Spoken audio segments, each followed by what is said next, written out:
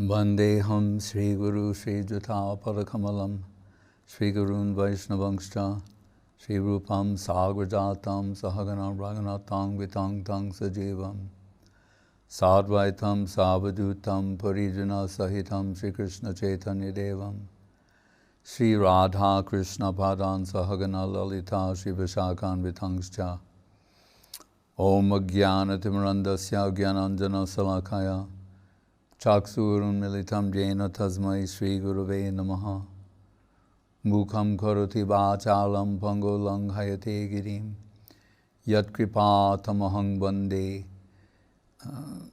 Sri Gurun Dinatarinam Namo Mahavaranaya Krishna Prema Pradayate Krishnaya Krishna Chaitanya Namne Gavatase Namah Nindantam Bulakut Korena Vikasam Nipa Prasunachchavim Prodrikvitva Bujadvayam Hari Hari Itu Chaivadantam Muhu Nrittantam Drutamasruni Jara Chai Sinchantam Urvitalam Gayantam Nija Parasadaya Parivritam Jigaurachandram Nama Ananda Lila Maya Vigrahaya Himavadivyachtavi Sundaraya Tasmai Mahaprema Rasa Pradaya Chaitanya-charitamrita Namo Namaste. Hare Krishna.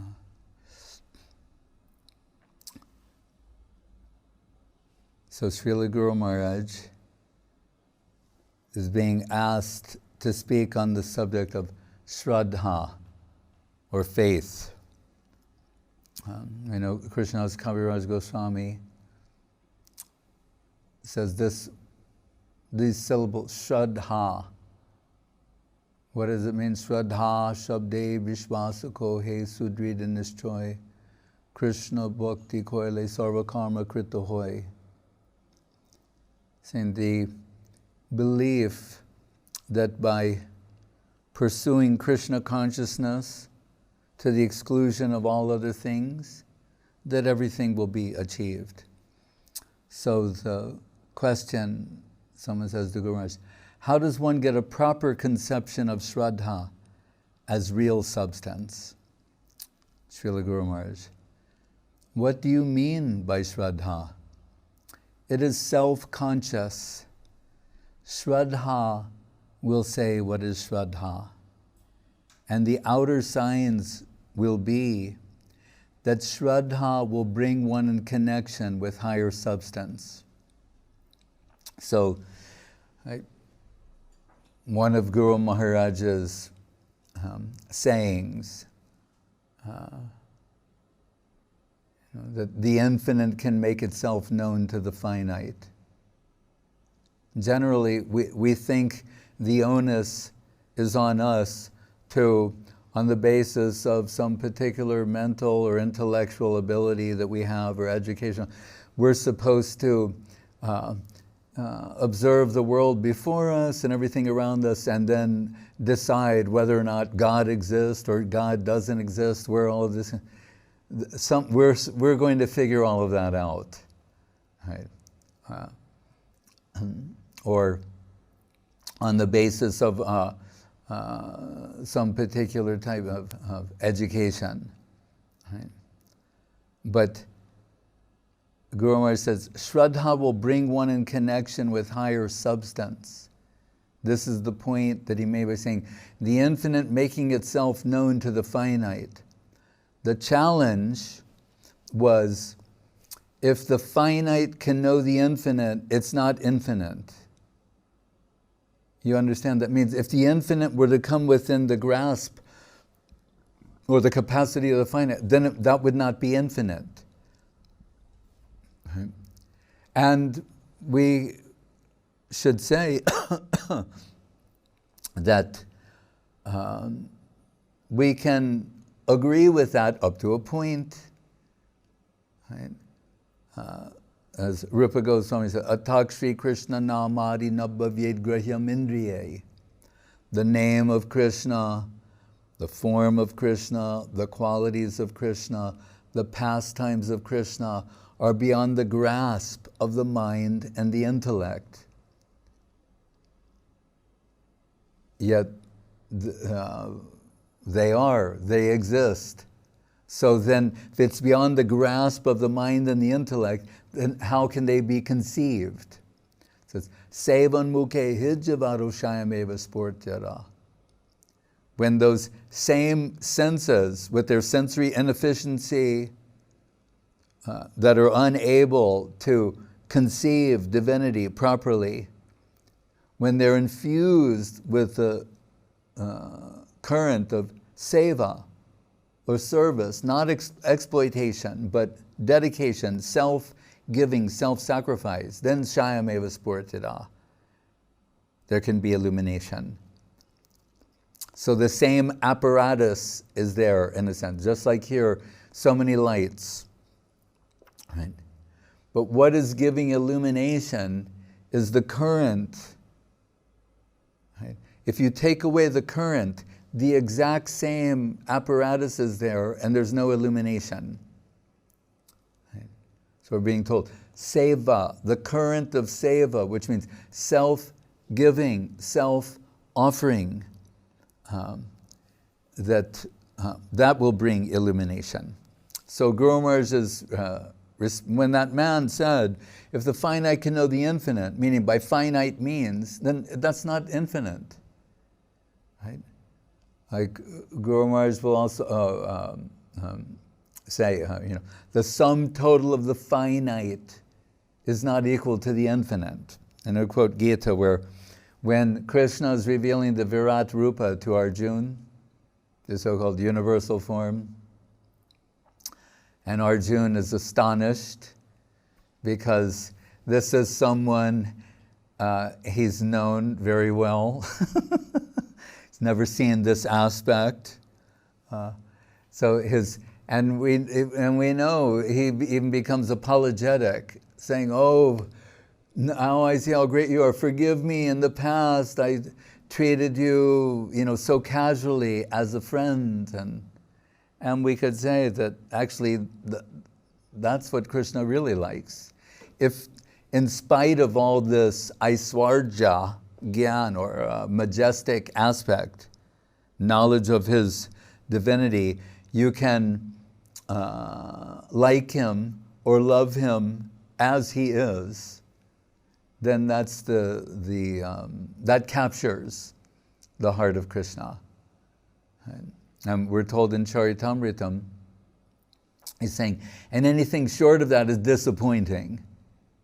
He's saying, if someone is just so overwhelmed, and I mean, we can be sympathetic to that. If you're with someone who actually is God, it's kind of hard to forget that.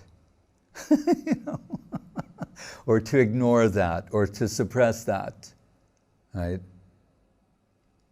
Look, people in this world who are famous, what is it called? Starstruck. When someone is in the presence of some super famous movie star, right? Or some such personality, it's called being starstruck. They just keep staring at them, looking at them. Like when Krishna visits one of his devotees and unexpectedly shows up, and we're told the wife is thinking she should offer something to him, but she's so starstruck. And look, young Shama Sunrama Chintya, the inconceivably beautiful form of Krishna is before her.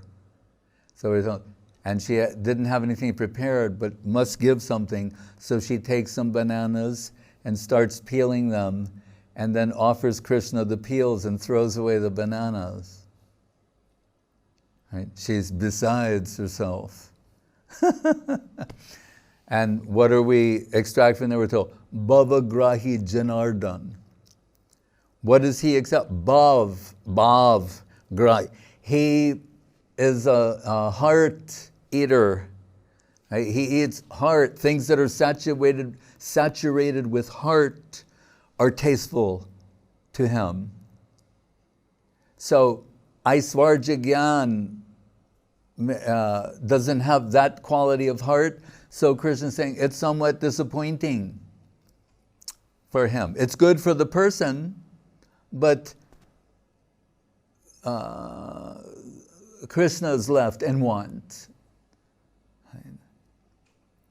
So, in the beginning of Charitamrita,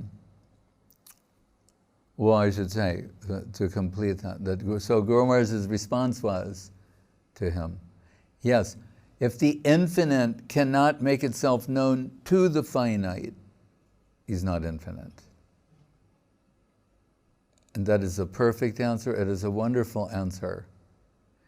As I say, we're always thinking the onus is upon us to certify whether or not God exists and go through all this,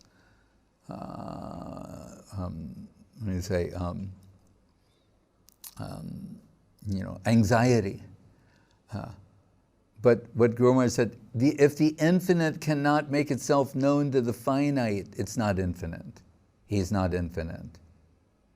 So Krishna can make himself known to the finite. This is the basis of faith, is accepting, embracing this conception that the infinite can make itself known to the finite. What is the means? Sadhu-shastra-guru-vaishnav. But if you see 3 out of the 4 I just named are really one, a person. Right? Sadhu, Shastra, Guru, Vaishnav. And one place it says, in the Kali Yuga, there's only 2 things, Vaishnava scriptures and Vaishnavas. It's an indirect way of saying there's only one thing, Vaishnavas. Because without the Vaishnava, you don't have reliable interpretation of Vaishnava scripture. So the devotee is the the favored agent of revelation, right? Because again, through the devotee we get scriptural interpretation. Otherwise, we're likely to misread or misinterpret. Right? So,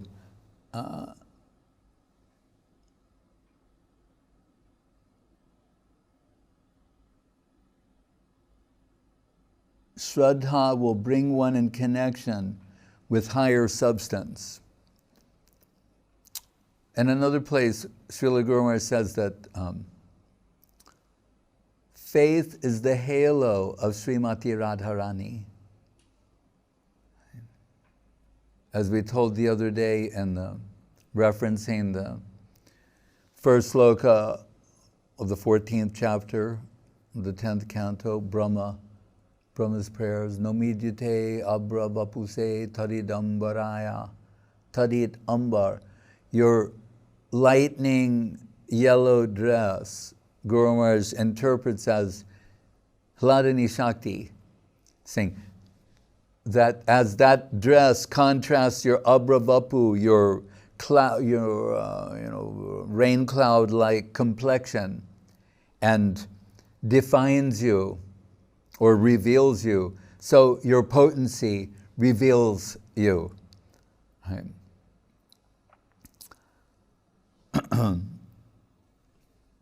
Oops. Then he says, one will be indifferent with the present environment and will be seen in search for what is not found in the present environment. One will seem to move almost aimlessly here and there, not finding the object of one's search anywhere. So one will try to associate where that shraddha is, in the heart of any person, if there is shraddha. Then he's quoting the Bhagavatam, it says, Samashila bhajanti bai, but his interpretation of that is birds of a feather flock together.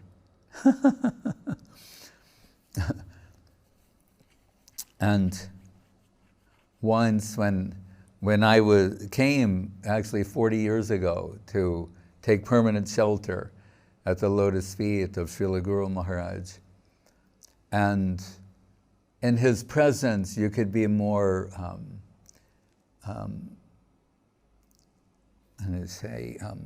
candid about yourself, or self-scrutiny, self-correction.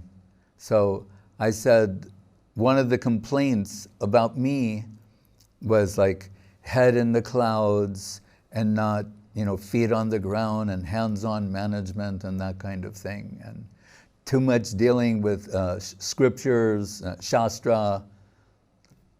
Right. So in Guru Maharaj's presence, I could be a better or the best version of myself. And I'm saying like, yes, Maharaj, maybe there's some truth in that. Rather than being, the normal response would be for your ego to put you in a defensive mode, right? To defend yourself from criticism. But now I'm showing in Guru Maharaj's presence, I'm a good boy, and that ego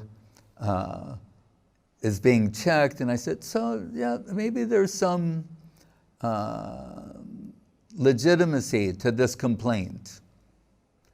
And Guru Maharaj's answer surprised me. He said, many can manage. He said, but very few can bring down from the upper world some higher substance and distribute that here. And then he said, and if what they say is true, you're saying it's possible that it's true? He said, then why have you come to be with me? He said, birds of a feather flock together. So I was defeated by him. And then I thought, but if I could be a bird in that flock, then such a wonderful position is being granted to me. Right. Shraddha will attack shraddha. One will try their best to associate wherever they find shraddha, and exclusively indifferent to the environment. That's why anyone who comes in connection with Krishna consciousness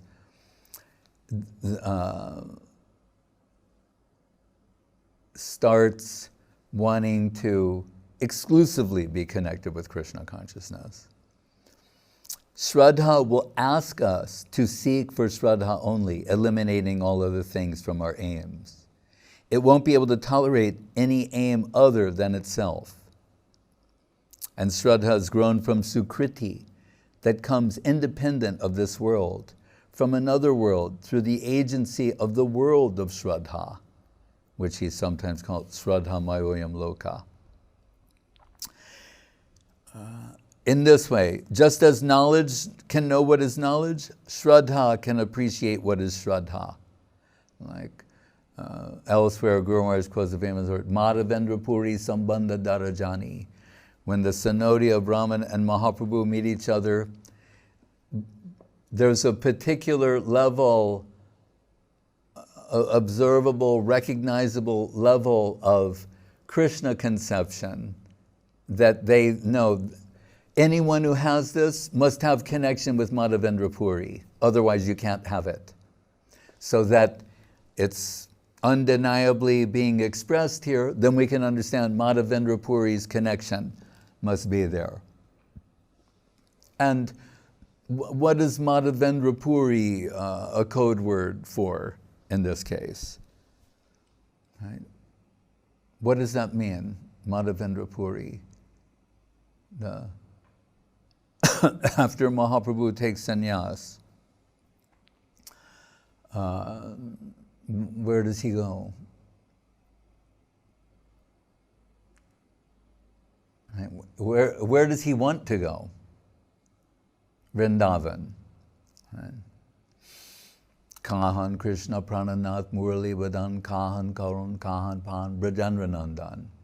So he takes sannyas. Now he just madly wants to go, the search for Sri Krishna. He wants to go to Vrindavan. Right? But he gets some divine indication that actually Krishna, he's in Puri, in Jagannath Puri. So you should go there and go to Vrindavan at another time. And on his way there, he comes to Remuna, and there's the deity of Khirachora, Gopinath, who was known previously just as Gopinath, right? But he had become known, we can say recently, as Khirachora Gopinath, or the Gopinath who is the Khir stealer. Like we already know Krishna, Makan Chor, butter thief. Here we see apparently this stealing tendency is something that's very strong in him and not limited to butter. Right? So here he's stealing Khir. There's a verse, Navanita Chora, Gurudev liked to quote, where it's saying, Krishna steals butter, but he also steals the hearts of the devotees. Steals the clothes of the Braja Gopis, but the hearts of the devotees. Chitta Hari Bangshidhari. Just as we're told, when the ladies, gopis of Vrindavan come and lodge a complaint to Mother Yashoda, saying, your son, he's breaking into our house and stealing butter, yogurt, things like that. And so Yashoda's response is saying, then why don't you leave some out for him? And they said, no, that you don't understand. Your son likes to steal things. So we can't just leave it at that. He's interested in stealing. He's a thief by nature. So one of Guru Maharaj's relatives, the teacher, Somya Sham, he had come, and he liked to hear Harikatha from Srila Guru Maharaj. And one of the favorite topics was that Krishna is a thief. And I can still hear the two of them laughing. And Guru Maharaj would say, it is that someone had said, our good fortune is that Krishna is a thief. Because, he said, a thief needs no invitation. Right? He said, a thief enters someplace for his own interest. Right? You don't have to, no one invites thieves. I said, we're going to be gone this weekend. We're inviting you to come and rob us. Right? No, he's saying thief needs no invitation. Right? He enters for his own purpose.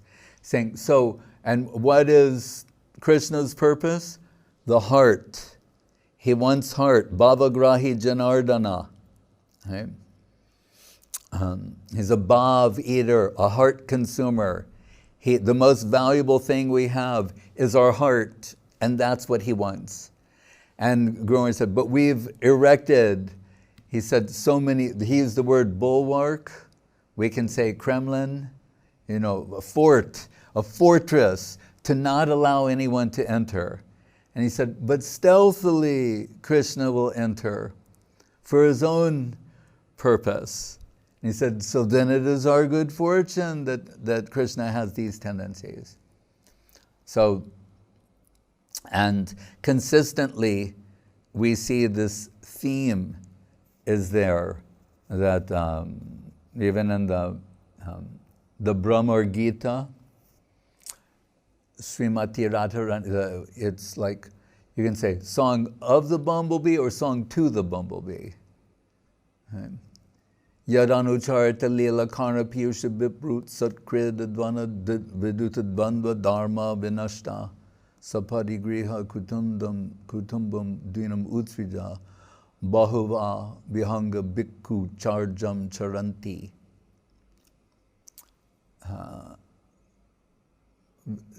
Here, Srimati Radharani is saying, when anucharita lila karna piyusha, piyush means nectar. She's saying, when a drop of the nectar of hearing about Krishna touches your heart, it goes through your ear, enters your ear and into your heart, she's saying, you're finished.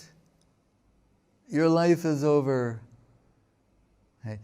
It appears in these statements that she's making that she's saying what a horrible thing it is. But it's all double entendre. There's double meaning. So she's saying, when a drop of the nectar of hearing about Krishna through your ear enters and touches your heart, your life is finished. What she means to say is, your mundane life is finished. Right? Stane stita shrutigatam tanuvan manobir. This is Mahaprabhu, what he accepted first from Ramananda. Where I said, this is your first real contact with reality. When you hear about Krishna from his agent, whatever your position is. Right? Stane stita means that. Whatever your position is. That means any position you can imagine yourself in or anybody else in the modern world. It's all inclusive. Saying, whatever, it doesn't matter what it is.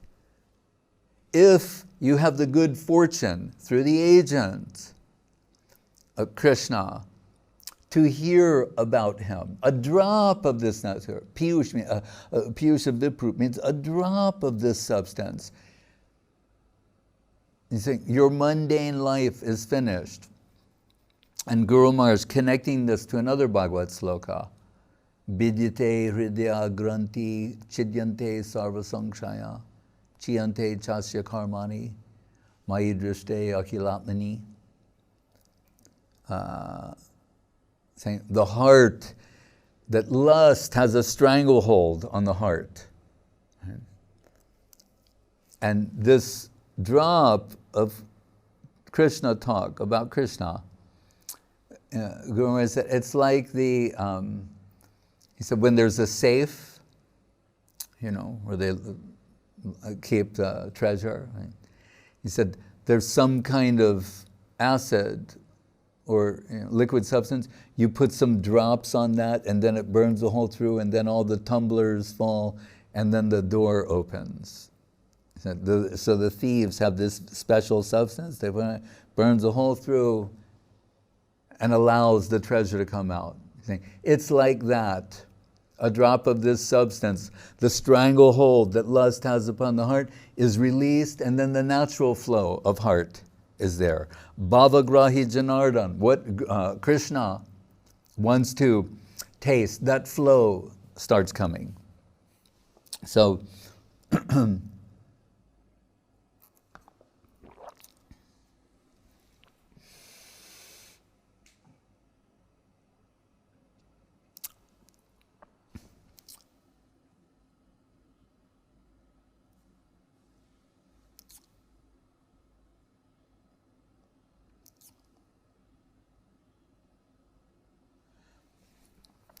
Shraddha will not be able to tolerate any aim other than itself. And Shraddha is grown from sukriti that comes independent of this world, from another world that we talked about, when it's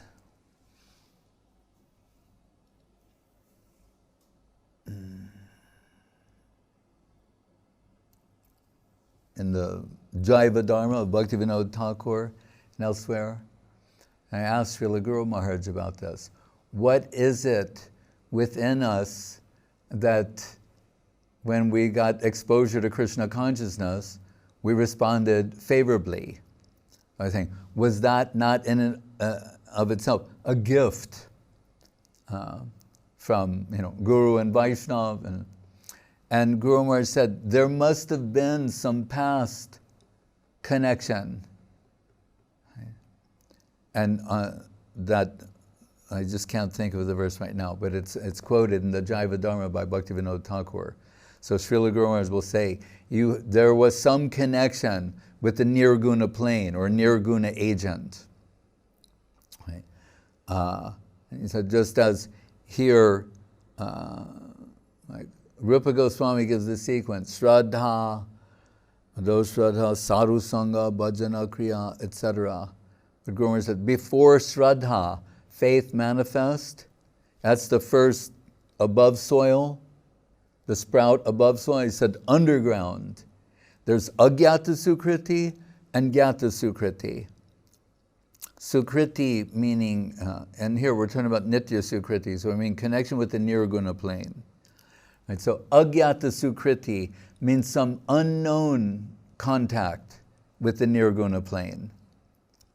Like we saw the other day that from long ago, people would have water available to travelers or people who are going by. That turned into a fountain, a public fountain or something like that. So it's a nice thing to do for the people in general. You think, all right, anyone who's thirsty, they can come here and drink this water. So we can say, that's a nice charitable act to do.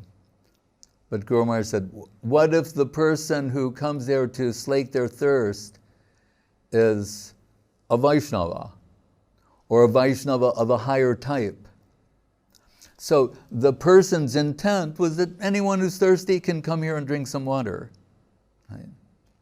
But unknown to them, a Vaishnava or a Vaishnava of higher type came and drank that. So now they have some connection with the nirguna plane. Or he said, we see it sometimes like, here, there's the deities in the mat, and there are the domes. And there are birds that are circling the temple, and they're looking for a place to land. And then they see some place and they land there. But when they're doing that, they're circumambulating the deities. Right? Well, they should be going this way. Right? So they're, right? So unknown to them, they're accumulating. This is agyata-sukriti. And in the case of the soul, it's like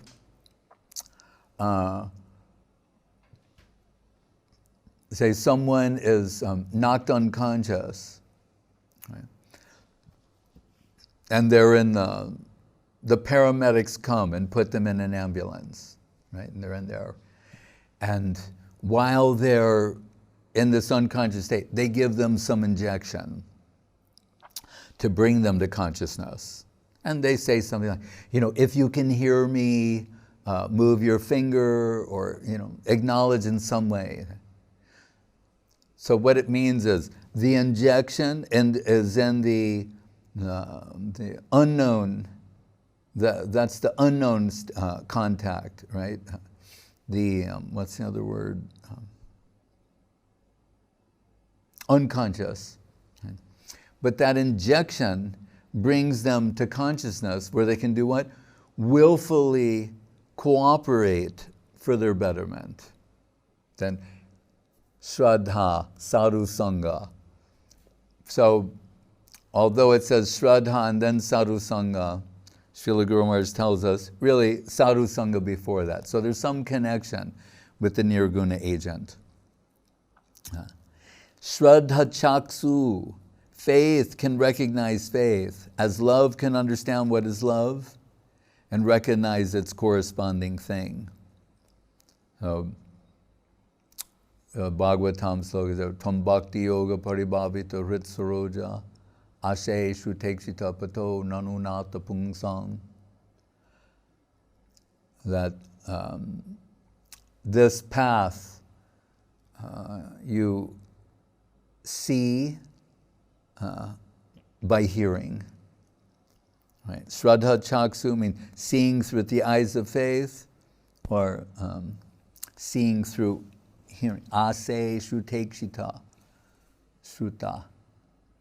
So then Guru Maharaj says, Krishna consciousness. God consciousness developed into Krishna consciousness. So there's God consciousness in a general sense, and if you keep developing further, you come to Krishna consciousness. Shraddha gives the company of the Lord according to its degree and intensity of quality. It not only takes us to God, but keeps us there. So here, he's saying, we get company according to the degree and intensity of the quality. So Guru Maharaj has a maxim, you could say. He says, according to the inner necessity and earnestness of one's heart for a connection with truth, you will necessarily come in connection with a particular level of theism and subsequent association. So it's all-encompassing, right? It includes all varieties of theistic systems, as well as within Krishna conception. Saying according to the degree and intensity of quality, that's what makes the strata of the spiritual world. Like once, just thinking out loud, I said to Guru Maharaj, then a blade of grass in Vaikuntha would be different than a blade of grass in Goloka. And Guru Maharaj said, of course.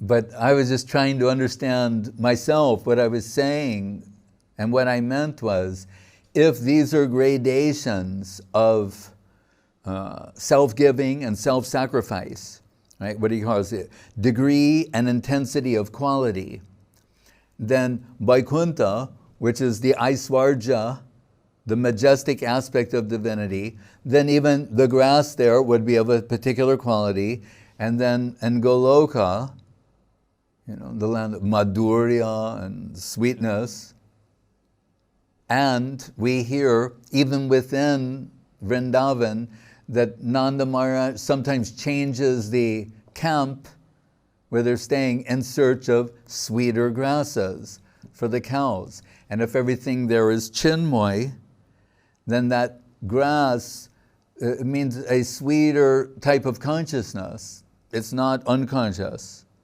Right?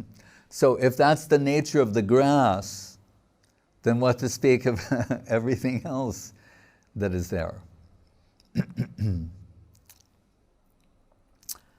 And it is possible that all the time, the whole time, 24 hours engagement is possible in the service of divinity through shraddha. God is inconceivable faith in the remotest goodness, and that becomes practical in our life. Ambition, aspiration, goodwill, hope, everything reaches there in its finest and highest form. In other words, our innate hankerings are all satisfied, perfectly satisfied. No other hankering remains. Rather, we cannot sometimes tolerate so much grace, so much ecstasy. So, in the Bhagavad-Gita, the so-called Samadhi Shloka says, Yam labha chapram labham manyate nadikam tataha. Once you've got this, and it doesn't mean abstract, what does it mean? Krishna. Once you're in connection with Krishna, substantially, you'll think there's nothing greater to gain. And as Blake said, when the doors of perception are cleansed, we'll see everything as it is infinite. What does the Queen Rukmini say? Shrutva gunan bhuvana sundara srinvatam te. Hearing about you and your qualities, He says, I can understand you're the most beautiful thing in the world and beyond the world. As we told the other day about those so-called 4 qualities of Krishna that he possesses exclusively. Sarvadbhuta chamatkarla lila kalolavaradi atulya madhura prema mandita trijagan manasa karshi murali kalakujita. Trijagan manasa karshi attracts the minds of the 3 worlds. Not just this world, the real 3 worlds. Right?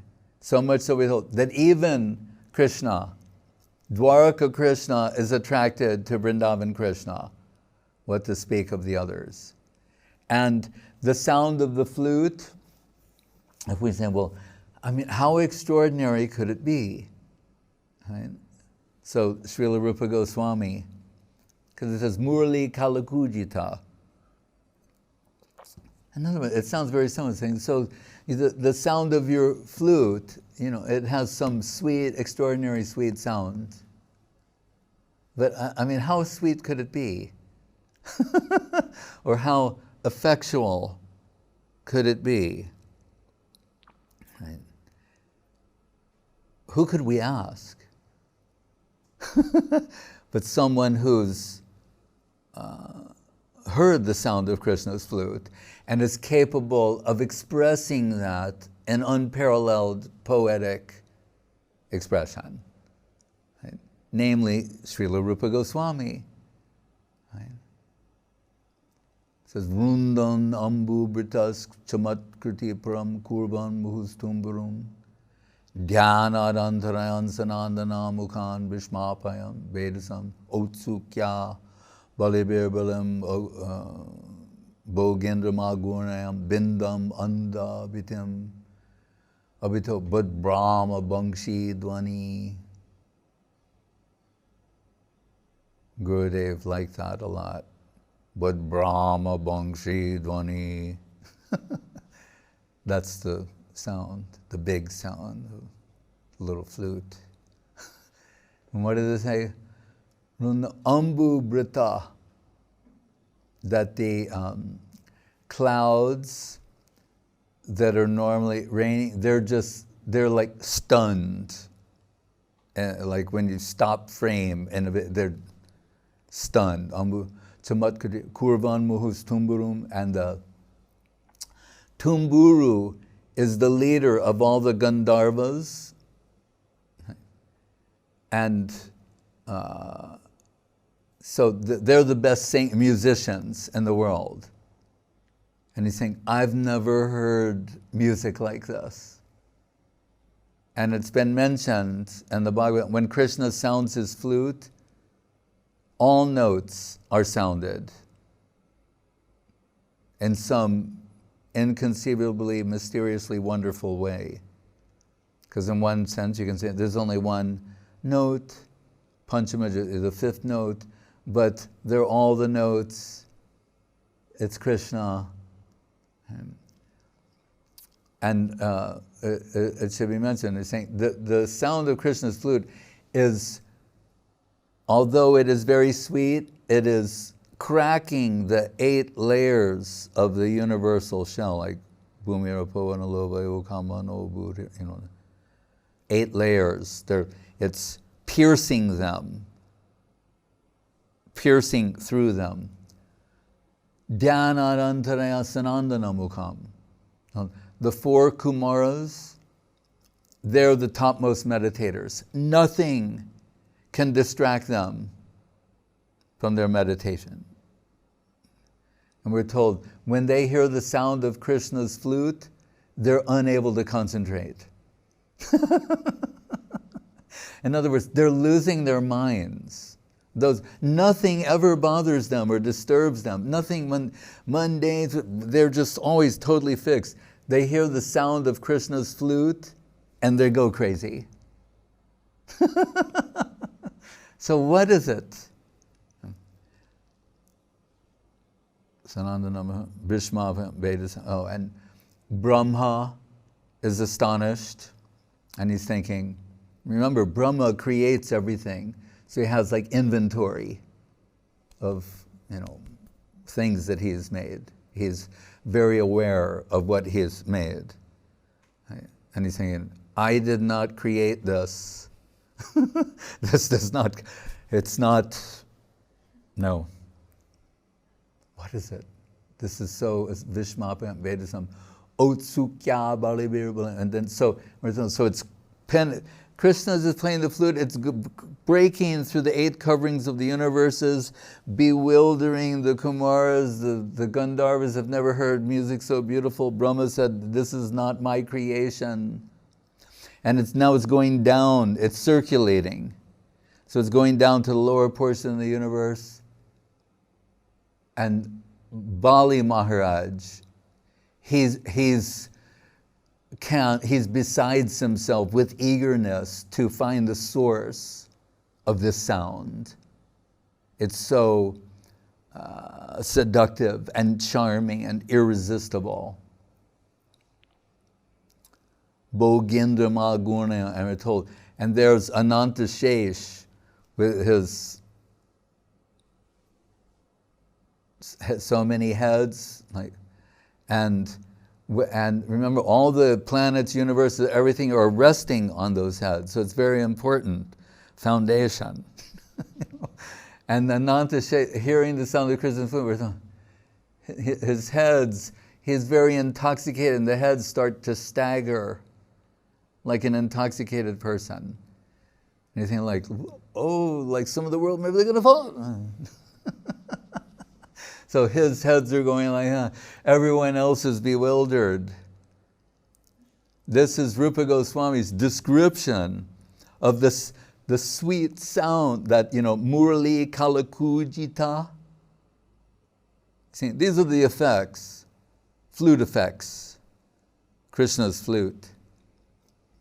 Bogendra Magurnayam Bindam Anda, that means breaking through. But Brahma Bangshi Dwani. And Srila Gurudev said, when we were in Italy at place was called Monte Barro, something like that. And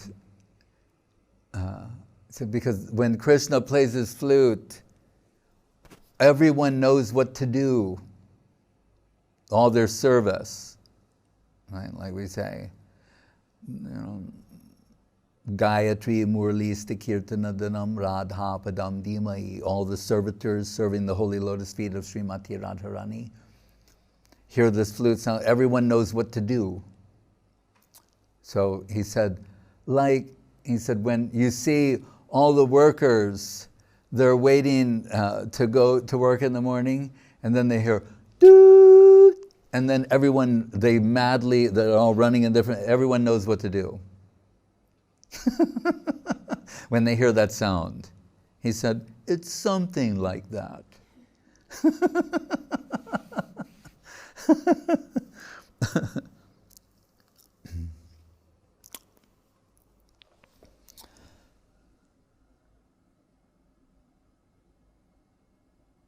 And 24 hours engagement, saying that is possible only in madhura-rasa.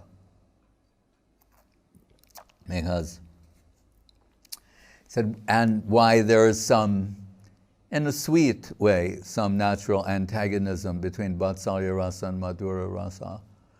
Madhura-rasa is because after a hard day of cow herding, Mother Yashoda wants Krishna to get a good night's sleep. But the Braja Gopis want to rendezvous with Krishna in the dead of night. So Guru said, there's some natural antagonism there. But when the other servitors are resting, the evening seva is there. So he's saying 24 hours engagement is only possible fully, completely, truly in madhura-rasa. And then he says this point about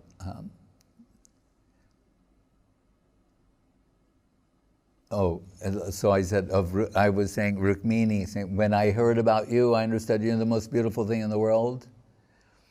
Bhuvana Sundar. Tri Jagan Manasa Karshi. Shrudbhagunan Bhuvana Sundar Sundratante. Nirvishakarna Vivarai Haratunga Tapam. Then all suffering vanishes. Rupam disham dishimatam akilartalabham. And then from the sound, it's called Nama-rupa-guna-lila.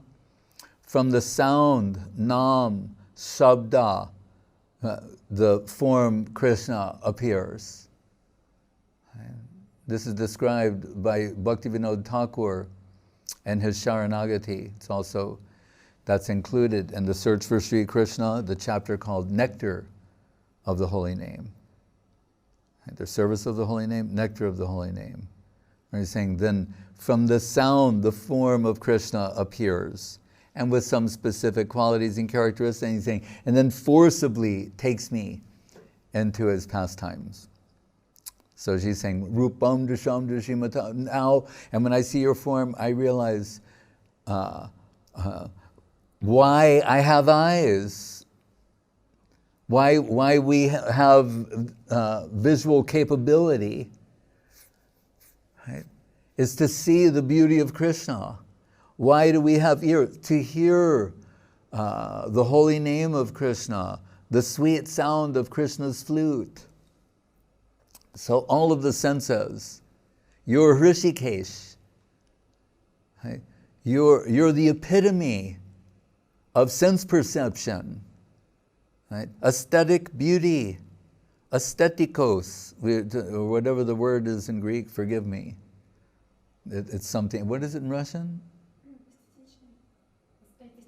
Right, so, but it's a little different in Greek. I don't know if the Greek devotee is determined. But what it means, originally, it means what is perceived by the senses.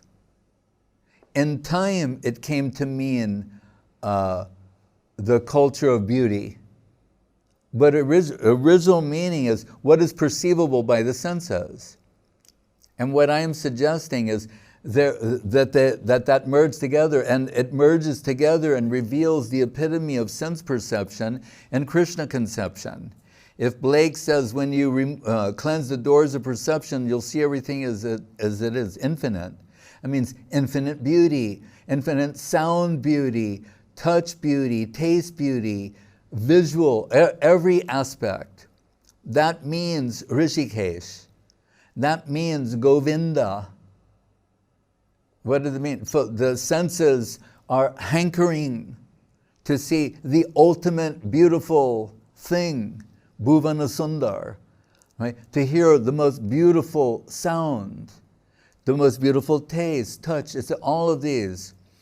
It's only possible in Krishna conception, in its fullest expression of beauty, charm, sweetness, love, and affection.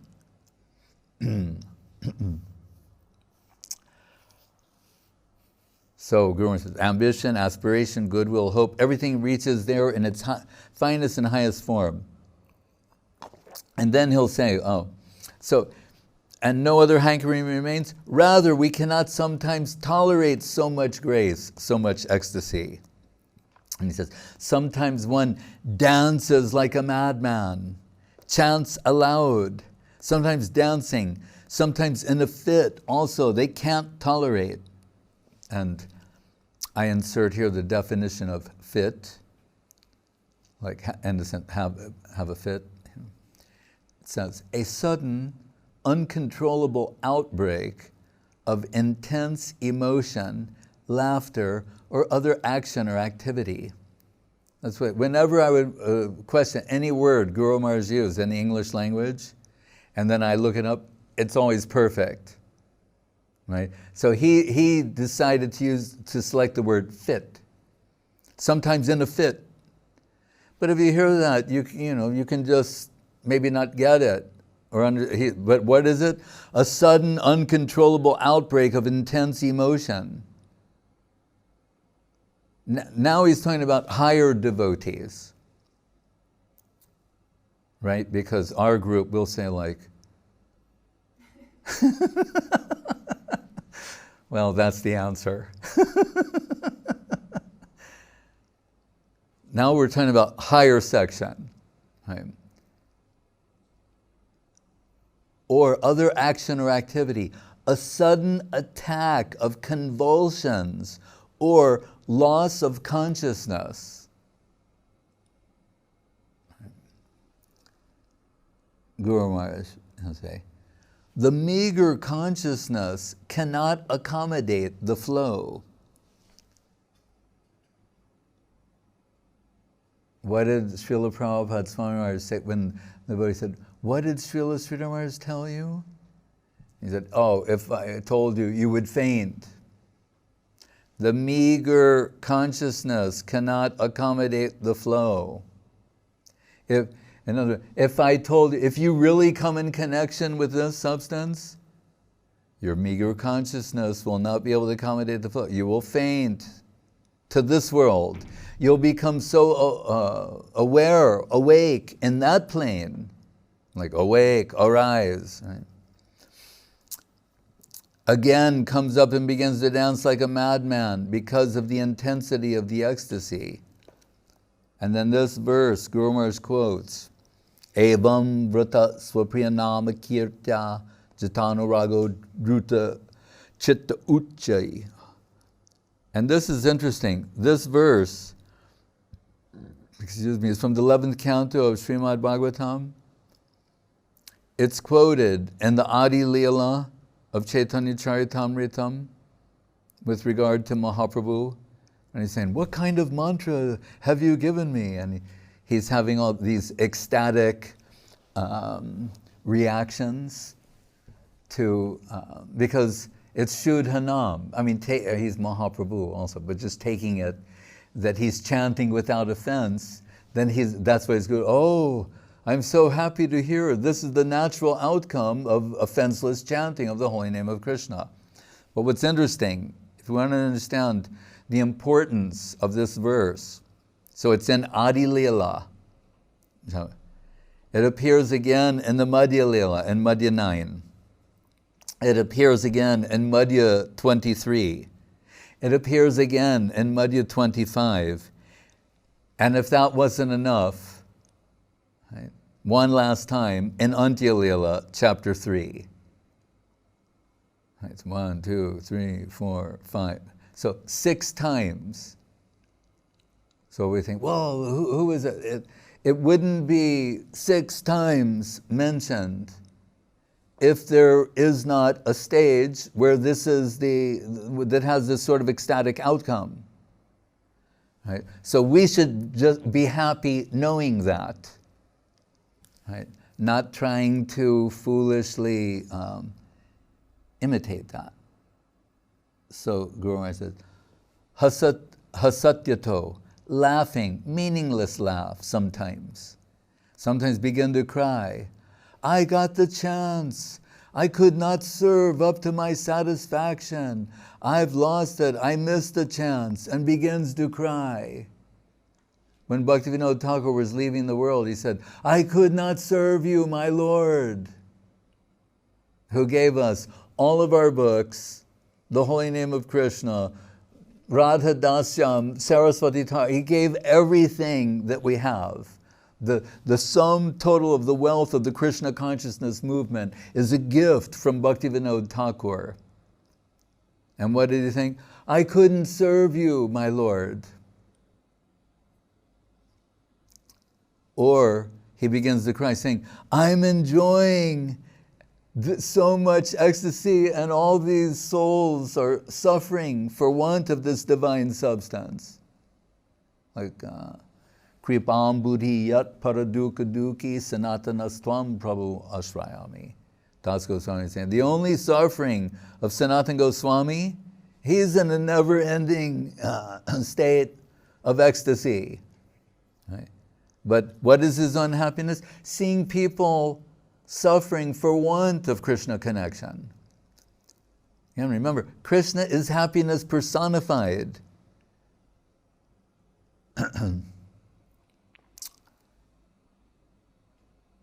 sometimes singing in a beautiful tone, sometimes like a madman dancing, jumping, without caring for the public, what one will say. They're above that. They're above the remarks of both civilized and uncivilized persons of the so-called world. And then he says, the plane where they are awake, the public cannot reach there. Bhagavad Gita. Yani sha sarvabhutanam tasyam jagrati samyami yasyam jagrati bhutani sanisha pashuto mune. That is that the time of awakening for one, others are asleep at that time.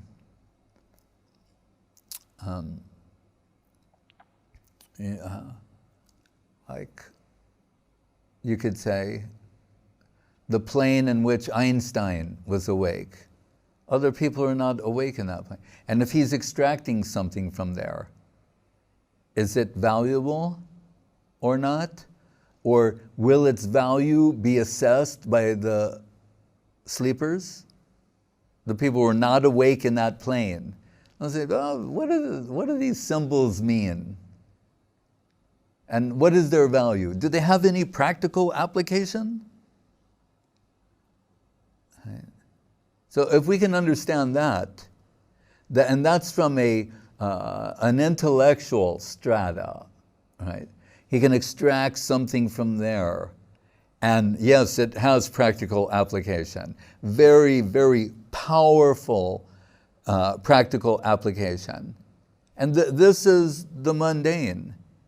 Right? If you can understand that same principle, then the higher agents of the Lord, of Krishna, who are extracting something, back to Gaura said, if you can extract something from there and distribute that in this world, that has immense value. Right? And anyone who comes in connection with that has good fortune. Like anyone who's come in connection with the Krishna consciousness movement. Hare Krishna.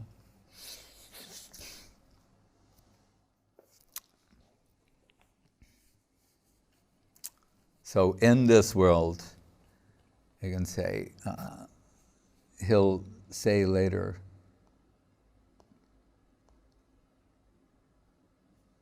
two things. Samsarisman kanadopit satsanga sevadirinam. In this world of samsara, repeated birth and death, if you can get a connection with such an agent, then you've got the most valuable treasure. And also a verse from the Bhagavatam that says, Durlabo manaso deho dehinam kanabangura tatrapi durlabam manye vaikunta priya darshanam. Saying, human life is very rarely achieved. Right? Jalajan avalakani stavralaka vingjati. So many aquatics, so many insects, plants, insects, birds, beasts, then human species. It's very few in comparison. Right? So human life is very rare. And then it's saying, and within human life, if you come in connection, Vaikuntha Priya Darshana, if you get connection with a Vaikuntha agent, how fortunate you are. Right?